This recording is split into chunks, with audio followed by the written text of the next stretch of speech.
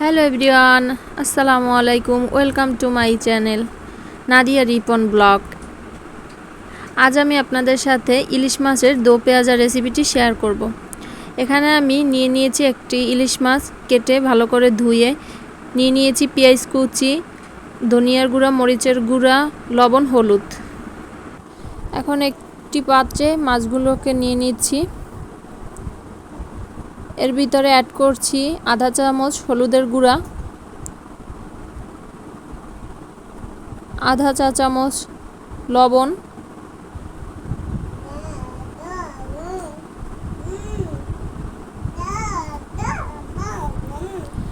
এখন এগুলোকে ভালো করে মেখে নিচ্ছি।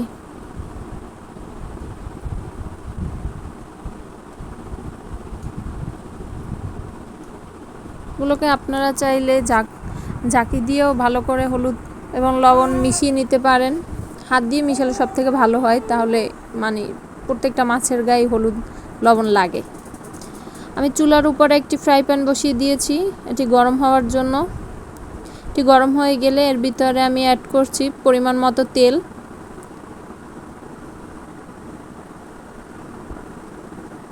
এখানে আমি সয়াবিন তেল ইউজ করেছি, আপনারা চাইলে সরিষার তেল ইউজ করতে পারেন।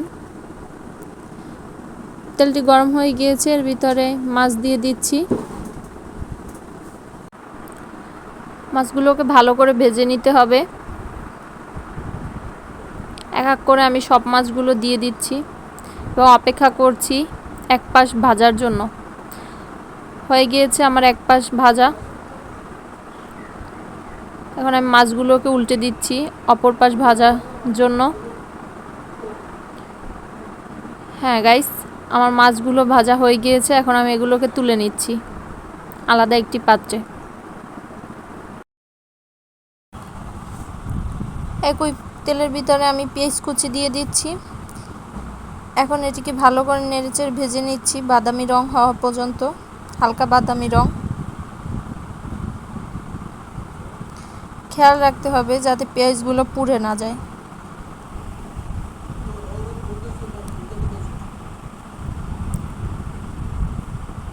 ভাজা হয়ে গিয়েছে পেঁয়াজগুলো, দেখতেই পাচ্ছেন।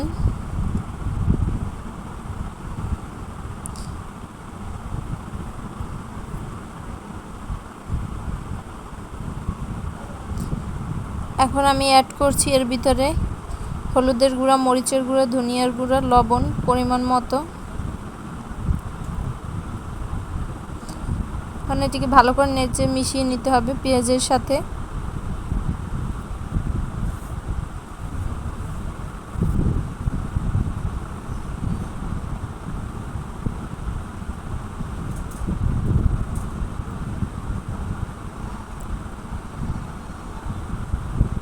নেড়ে ভালো করে মিশানো হয়ে গিয়েছে। এখন আমি এটি কষানোর জন্য সামান্য পরিমাণ পানি অ্যাড করছি, যাতে মশলাটা পুড়ে না যায়। আর অপেক্ষা করছি মশলার উপরে তেল চলে আসা পর্যন্ত। গাইস, দেখতেই পাচ্ছেন আমার মশলা কষানো প্রায় শেষ হয়ে গিয়েছে, এর উপরে তেল ভেসে উঠেছে। এখন আমি ভেজে রাখা মাছগুলো এর ভিতরে অ্যাড করে দিব।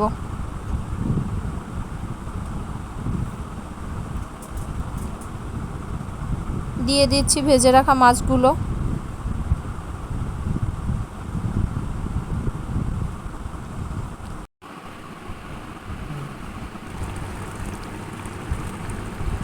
চুলার আঁচ মাঝারি আছে দিয়ে এটিকে ঢেকে দিচ্ছি। মধ্যে একটু ঢাকনা খুলে আমি চেক করে নিয়েছিলাম, হয়নি এটি। গাইস, দেখতেই পাচ্ছেন ঢাকনা তোলার পরে আমার ইলিশ মাছের দো পেঁয়াজা তৈরি হয়ে গিয়েছে। এই যে final look. Thanks for watching. Subscribe করে আমাদের চ্যানেলের পাশেই থাকবেন আর অবশ্যই বেল আইকনটি প্রেস করবেন। ধন্যবাদ।